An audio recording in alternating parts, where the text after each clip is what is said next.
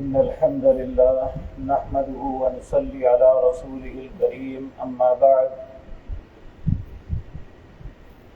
أعوذ بالله السميع العليم من الشيطان الرجيم بسم الله الرحمن الرحيم إن الدين عند الله الإسلام وما اختلف الذين أوتوا الكتاب إلا من بعد ما جاءهم العلم بغيا بينهم ومن يكفر بآيات الله فإن الله سريع الحساب وإن حاجوك فقل أسلمت وجهي لله ومن اتبعني وقل للذين أوتوا الكتاب والأميين أسلمتم فإن أسلموا فقد اهتدوا وإن تولوا فإنما عليك البلاغ واللہ بصیر بالعباد۔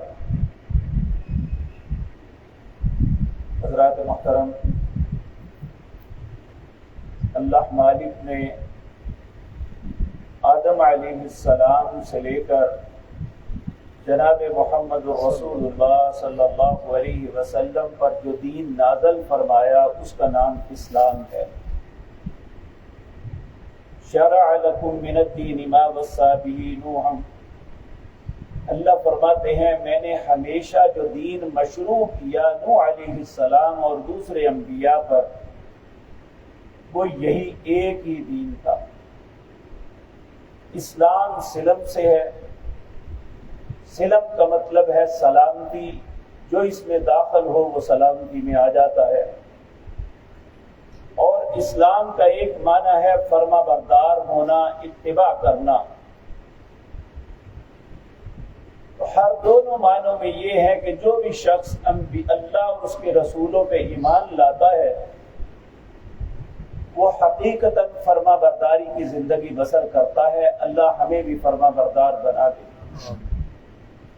لیکن اس حقیقت سے بھی کوئی انکار نہیں کر سکتا کہ ہر دور کے اندر قوموں نے جو خالص دین اسلام اللہ نے نازل کیا تھا اس سے اختلاف کیا۔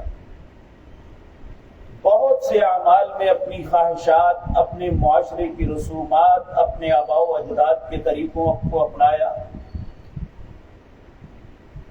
تو یہاں اللہ رب العزت اس آیت کے اندر اپنے آخری نبی جناب محمد رسول اللہ صلی اللہ علیہ وسلم کے متعلق یہ فیصلہ کن بات فرما رہے ہیں، کیونکہ یہ میں بارہا مرتبہ عرض کر رہا ہوں کہ یہ بات ذہن میں رکھیں کہ یہ نجران کے جو عیسائی آپ کے ساتھ مناظرہ کرنے آئے تھے ان کے ساتھ باتیں ہو رہی ہیں،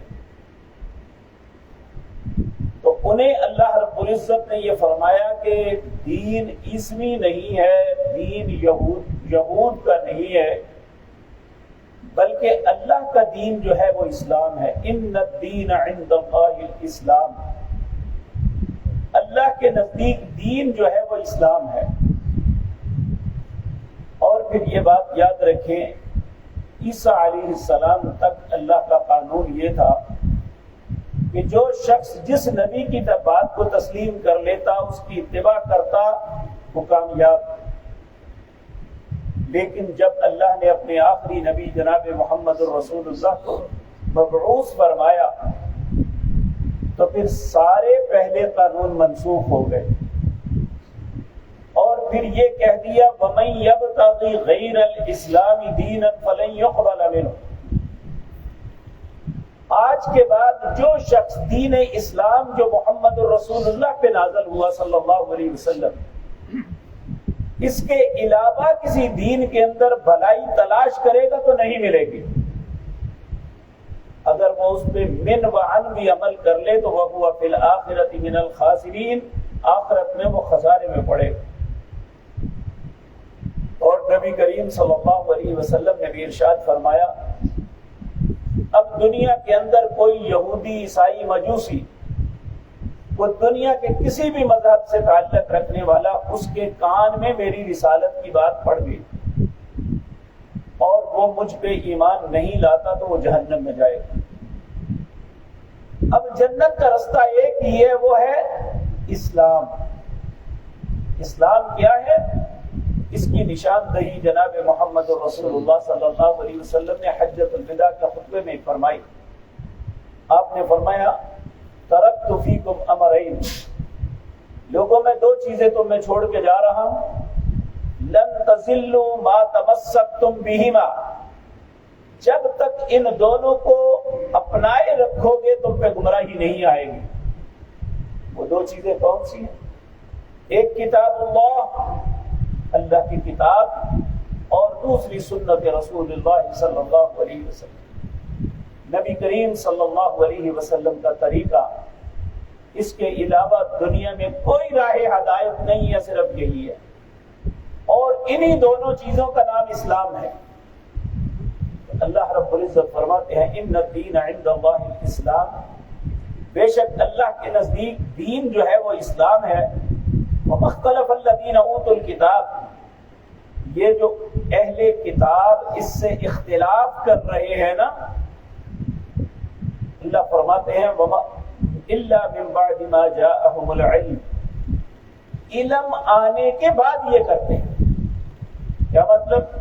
تورات میں بھی اسلام کے متعلق اللہ نے ساری باتیں لکھ دی، اور انجیل کے اندر بھی یہ سارے رسول اللہ صلی اللہ علیہ وسلم کی نشانیاں، اسلام اور اہل ایمان کی نشانیاں بیان فرمائی گئی۔ تو اللہ رب العزت فرماتے ہیں انہوں نے اختلاف کیوں کیا؟ بغیم بینہم، ضد اور اناد کی وجہ سے، کہ ہم نے اسلام کو قبول نہیں کرنا یا رسول اللہ کی رسالت کو نہیں ماننا کیونکہ وہ ہماری قوم کے نہیں ہے۔ اللہ فرماتے ہیں وَمَن يَكْفُرْ بِآيَاتِ اللَّهِ، اب اللہ دھمکی دے رہی ہے جو شخص انکار کرے گا اللہ کی آیات کا، فَإِنَّ اللَّهَ سَرِيعُ الْحِسَابِ، پھر اللہ کا حساب بہت جلد ہونے والا ہے۔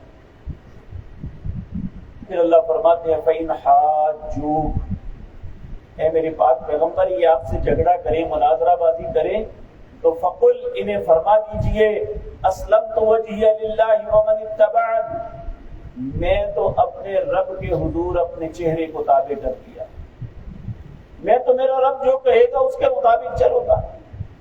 تم جھگڑو یا نہ جھگڑو، تم میرے ساتھ بحث کرو یا نہ بحث کرو، میں تو وہی کروں گا جو میرا رب مجھے کہے گا۔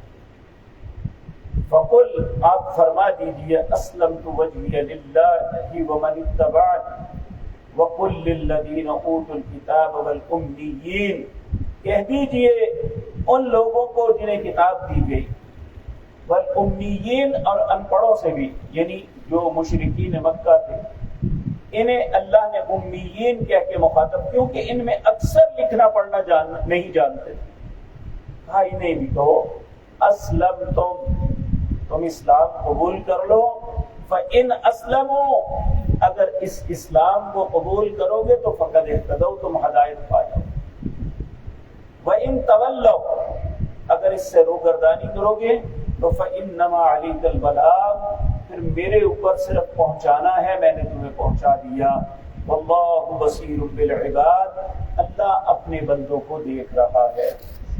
تو اب میرے عزیز بھائیوں، اہل کتاب عیسائی یہودی ان کی بات اپنی جگہ، ہمارے لیے بھی ایک ہی رستہ ہے، وہ کیا ہے کہ ہم اس دین کو قبول کریں، اسلم، صحیح مسلمان بن جائیں، اپنی زندگی کے ہر معاملے میں اسلام کو لاگو کر لیں۔